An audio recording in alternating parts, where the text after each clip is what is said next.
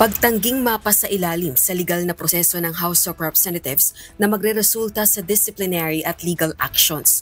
Yan ay kung hindi babalik ng Pilipinas araw ng Lunes, September 29, si Ako Bicol Party List Representative Sal Dico, dating House Appropriations Panel Chairperson. Ito ang ultimatum ni House Speaker Bogie D. III sa kapwa kongresistang naharap sa mga aligasyon ng katiwalian sa mga flood control project.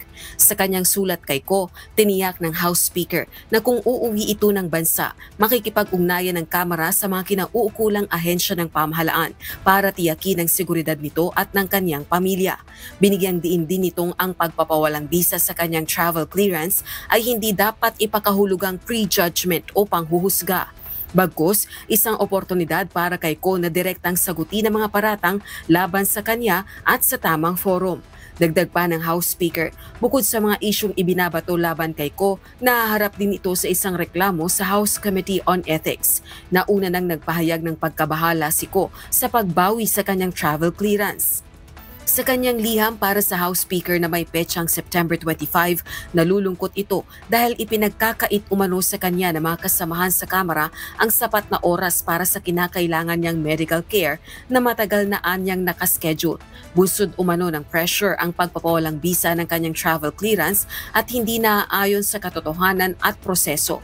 Giit pa nito, meron siyang intensyong bumalik ng Pilipinas at pabulaanan ang mga maling paratang laban sa kanya sa tamang hukuman o kinauukulang ahensya.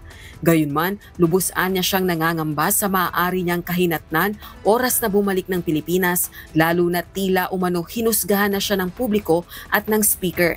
Ito anya ang ipinapakita sa revocation ng kanyang travel clearance nang hindi man lang hinihingi ang kanyang panig.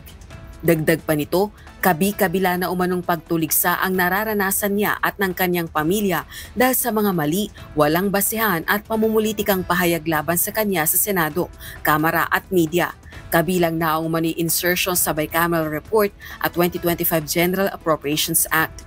Naninindigan itong hindi ito totoo dahil inaprobahan ito ng parehong kapulungan ng Kongreso sa plenary sessions at sumunod sa collegial process.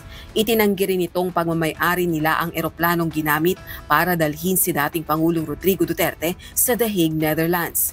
Pinabulaanan din ito ang paratang sa kanya na nag-request siya ng fish import allocations para sa sinasabi niyang kumpanya na ZZ Victory Fishing Corporation.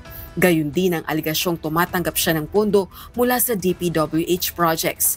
Umaasa naman si Ko na sa pagbalik sa bansa, ipaiilalim siya sa tamang proseso at titiyakin ang kaligtasan niya at ng kanyang pamilya.